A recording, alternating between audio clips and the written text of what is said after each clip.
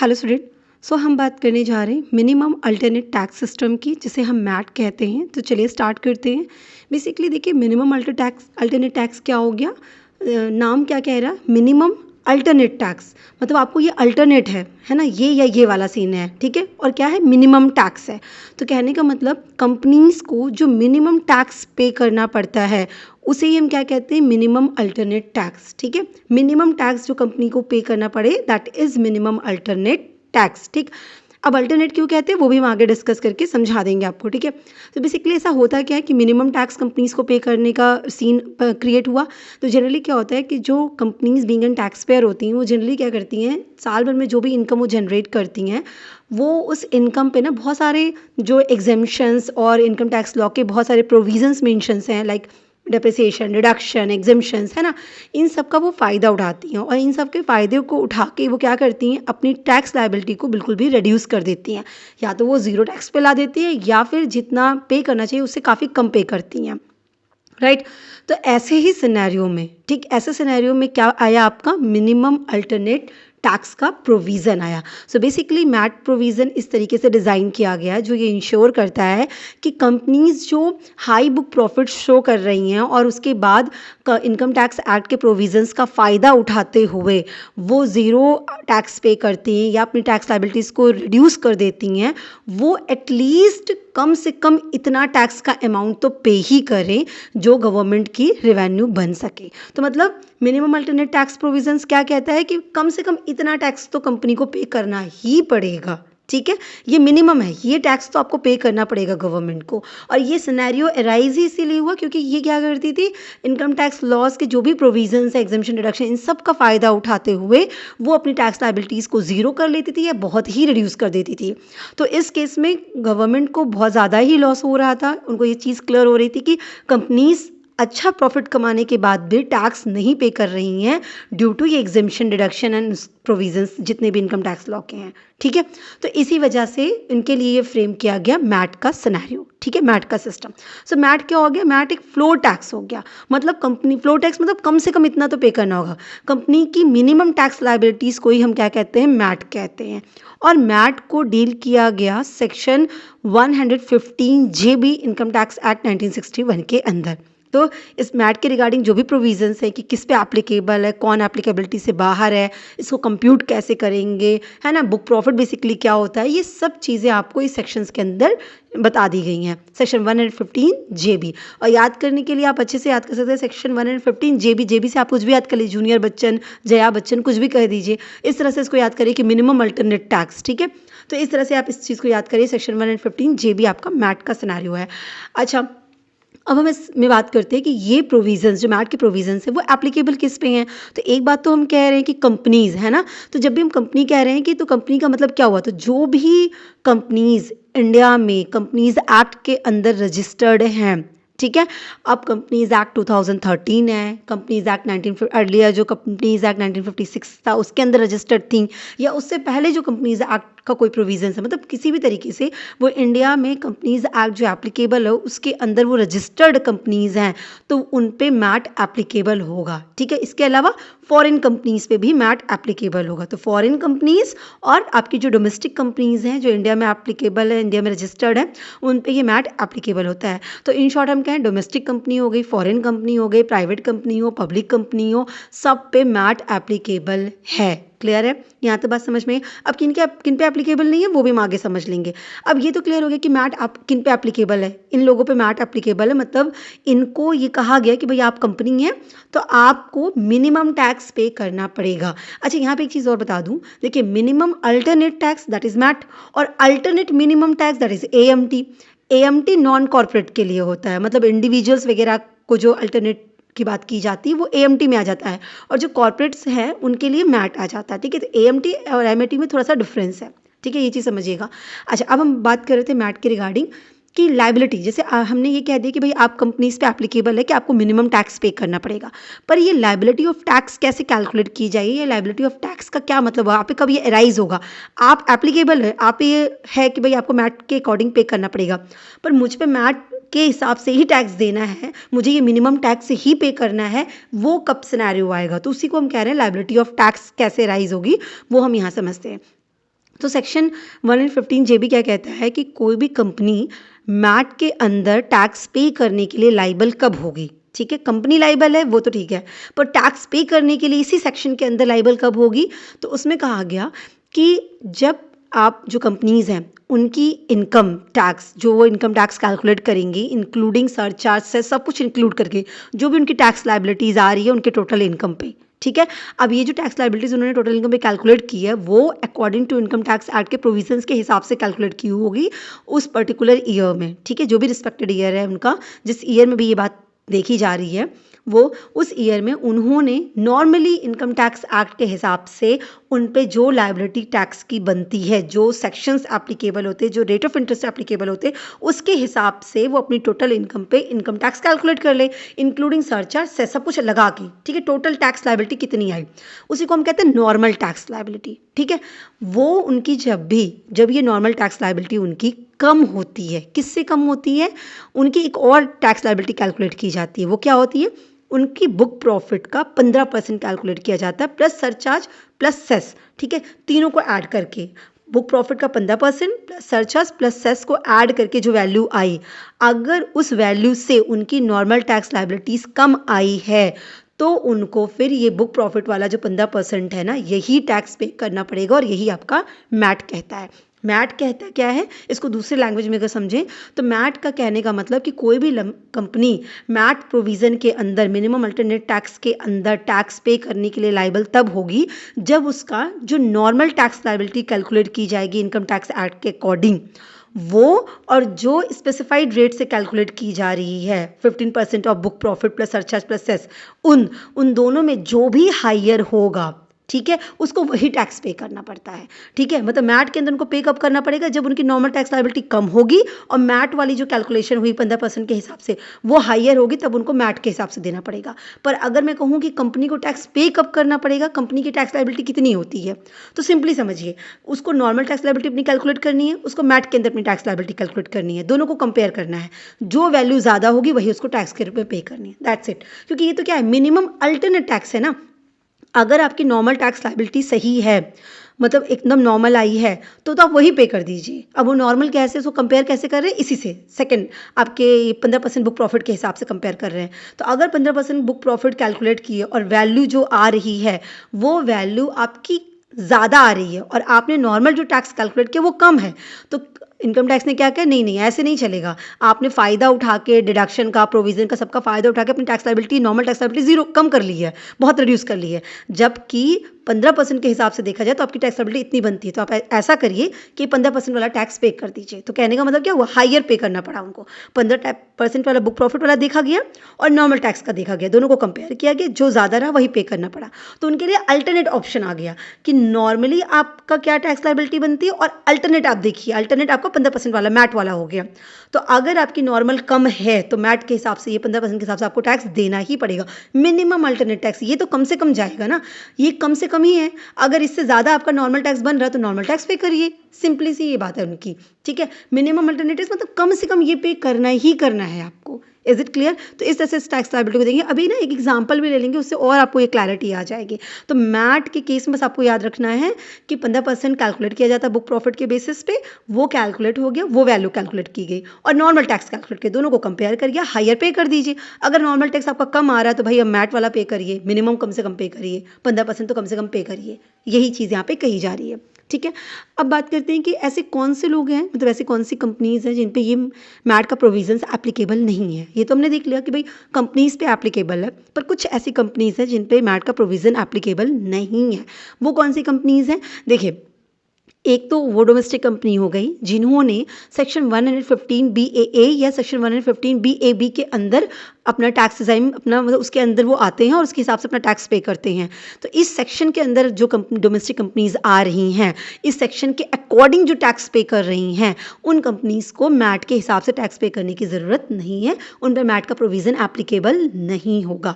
अब देखिए 115 BAA basically क्या है, ये एक्ट ना कंसेशनल टैक्स रेट का ऑप्शन आपको प्रोवाइड करता है। मतलब ऐसी डोमेस्टिक कंपनीज जो कंसेशनल टैक्स रेट मतलब 22% के हिसाब से टैक्स पे कर रही हैं। अब ये जो 115BAA है ना, वो एग्जिस्टिंग कंपनीज पे भी एप्लीकेबल होता है और नई डोमेस्टिक कंपनी अगर कोई स्टार्ट हुई है वो भी अगर 22% की टैक्स रेट से अपना टैक्स पे करती है तो वो कहाँ पे आ जा रही है, 115BAA के अंदर आ रही है। इसी तरह 115BAB का है, वो जो नई इनकॉर्पोरेटेड कंपनीज हैं, ठीक है, उनको लोअर रेट से टैक्स पे करने का ऑप्शन अवेलेबल हो जाता है। वो कंपनीज किस में आती है, 115BAB में आती हैं।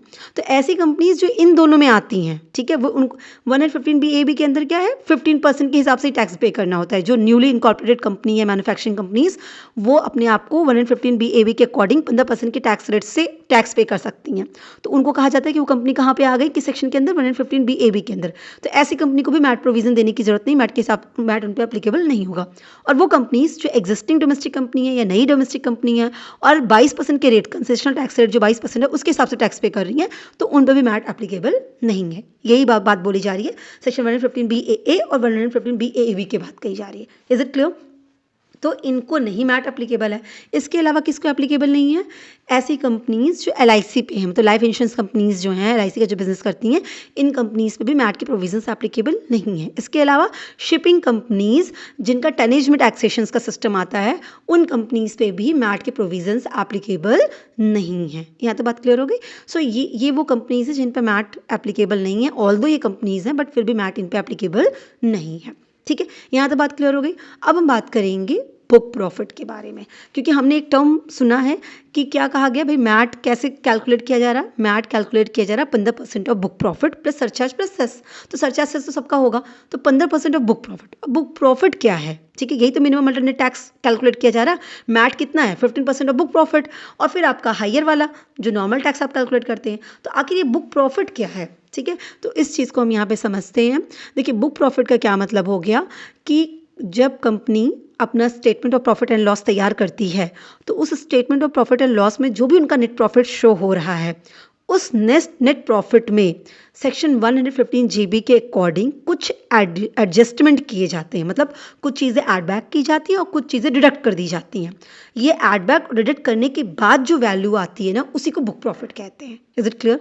सो बुक प्रॉफिट क्या हो गया, कंपनी ने अपना टोटल इनकम कैलकुलेट किया, तो टोटल इनकम कैलकुलेट करने के लिए उसने अपना PL बनाया, बैलेंस शीट बनाया, उसने PL में जो भी प्रॉफिट दिखाया है, ठीक है, उसी प्रॉफिट में सेक्शन 115JAB के अकॉर्डिंग, JB के अकॉर्डिंग हम कुछ चीज़ें ऐड करेंगे, कुछ चीज़ें डिलीट करेंगे, डिडक्ट करेंगे, और फिर जो वैल्यू आएगी वो हमारी बुक प्रॉफिट बनेगी। और इसी वैल्यू का हम 15% कैलकुलेट करते हैं। बात समझ में आ गई?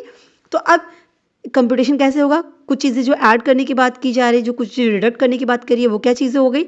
सो देखिए, उनकी नेट प्रॉफिट में अगर ये चीज़ें P&L में से ऑलरेडी डिडक्ट की गई हैं, तब इनको हमको ऐड बैक कर देना। अगर उनके यहाँ ट्रीटमेंट ही नहीं है तो कोई बात ही नहीं। पर अगर ये सारे आइटम्स उनके यहाँ पे डिडक्ट किए गए थे, उनके P&L में, कंपनी के P&L में डिडक्ट किए गए थे, तो अब बुक प्रॉफिट कैलकुलेट करते हो तो इन सबको वापस से ऐड बैक कर देना है। क्या क्या चीज़ें हो गई, जैसे अनसर्टन लायबिलिटीज़ के रिगार्डिंग कोई प्रोविजन किया गया था, तो अगर वो डेबिट साइड में उन्होंने दी गया था तो उसको ऐड बैक कर देना, आपको प्लस कर देना नेट प्रॉफिट में, ठीक है। इसी तरह से सब्सिडरी कंपनीज के लॉसेस के रिगार्डिंग कोई प्रोविजंस किया गया तो वो भी आपको ऐड बैक कर देना है।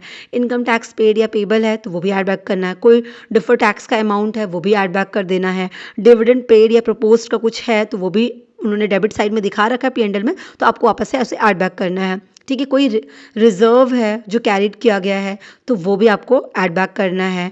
जो एग्जेम्प्टेड इनकम होती है अंडर सेक्शन 10, 11, 12 वगैरह, तो एग्जेम्प्टेड इनकम के रिगार्डिंग कोई खर्चा किया गया और उस खर्चे को उन्होंने डेबिट किया है तो वो खर्चा भी आपको वापस से ऐड बैक करना, वो खर्चा नहीं माना जाएगा, ठीक है। इसी तरह डेप्रिसिएशन है तो वो भी आपको ऐड बैक करना पड़ेगा। क्लियर हो गया? इसी तरीके से कौन सी चीज़ें आपको डिडक्ट करनी पड़ेंगी, मतलब ऑलरेडी उन्होंने ऐड बैक किया था, क्रेडिट किया था, प्रॉफिट एंड लॉस अकाउंट में बाई साइड में दिखा था, क्रेडिट किया था, अब आपको क्या करना होगा, उसको डेबिट करना पड़ेगा, उसको डिडक्ट करना होगा, नेट प्रॉफिट में से लेस कर देना पड़ेगा।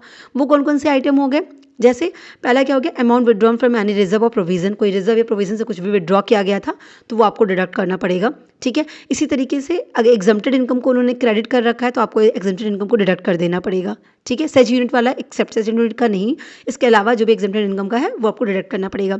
फिर association of profit, association of a person से अगर कोई प्रॉफिट का शेयर है और उसको उन्होंने P&L में एज अ क्रेडिट करके इनकम दिखाई हुई है तो वो आपको डिडक्ट करना पड़ेगा, वो इनकम नहीं मानी जाएगी।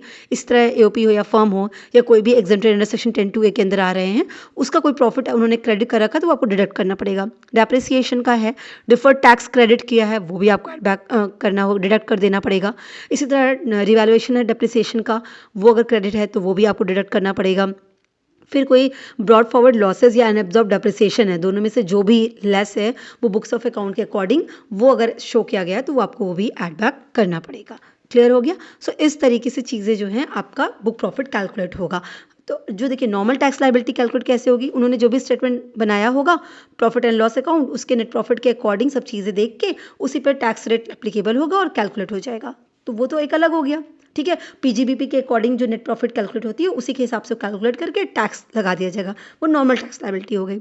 लेकिन अगर मैट के हिसाब से भी आपको कैलकुलेट करना पड़ेगा तो वहाँ पे क्या करना पड़ेगा, वापस से आपको उस प्रॉफिट को बुक प्रॉफिट के अकॉर्डिंग जो सेक्शन 115(j)(b) है ना उसके अकॉर्डिंग ऐड बैक करना पड़ेगा और लेस करना पड़ेगा, फिर बुक प्रॉफिट निकल के आएगा एंड देन 15% उसका निकालना पड़ेगा।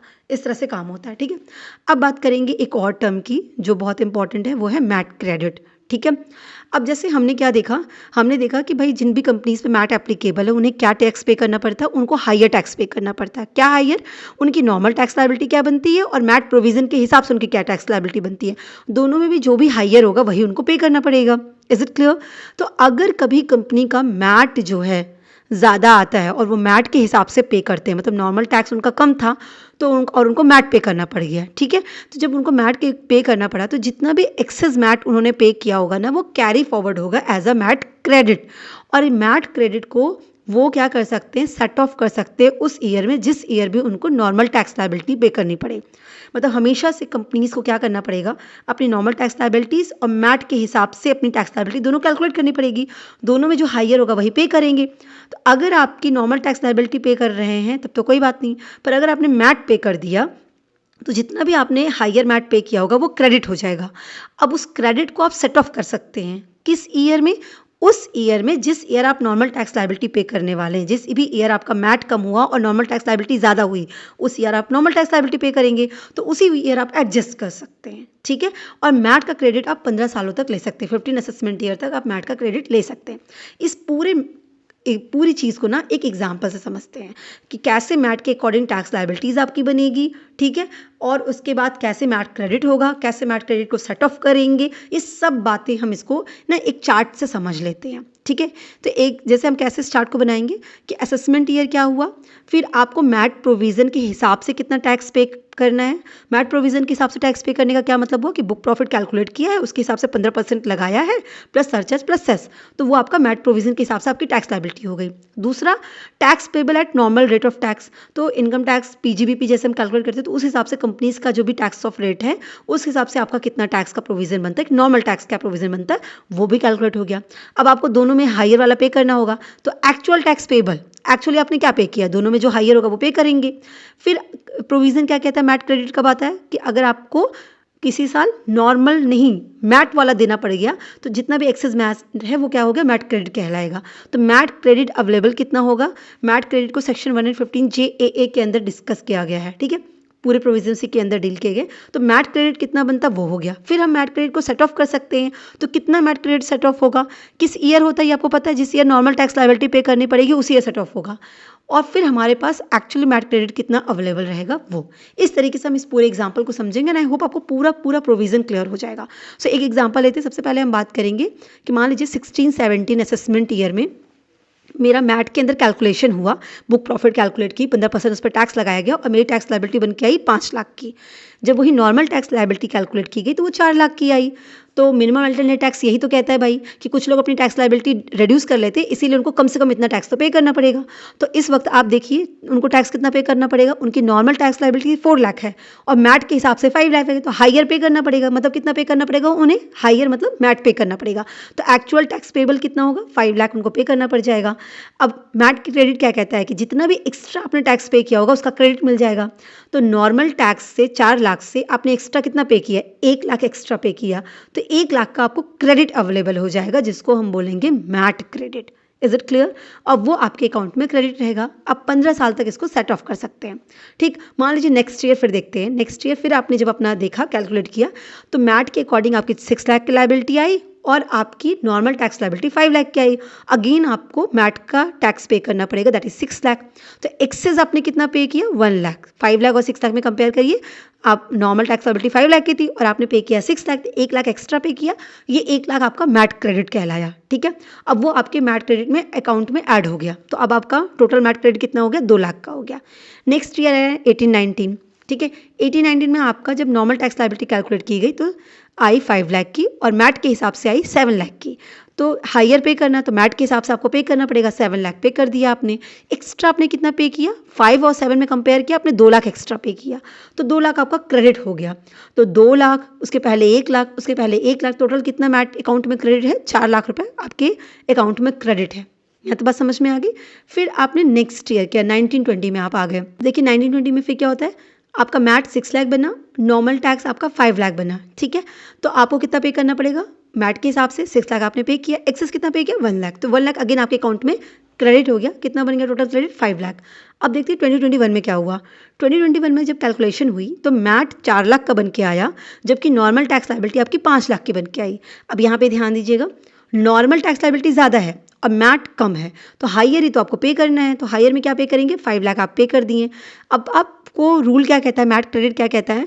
सेट ऑफ उसी ईयर कर सकते हैं जिस ईयर आप नॉर्मल टैक्स लाइबिलिटी पे करते हैं। तो देखिए 2021 में आप नॉर्मल टैक्स लाइबिलिटी पे कर रहे हैं 5 लाख रुपीज़, तो आप यहाँ पे एडजस्ट करा सकते हैं। तो आपने अपना मैट क्रेडिट 1 लाख एडजस्ट करा लिया, जो रिमेनिंग है खाली उतना ही आपने गवर्नमेंट को डिपॉजिट किया। तो इस तरीके से आपके मैट क्रेडिट अकाउंट में सिर्फ 4 लाख बचे। क्लियर हो गया?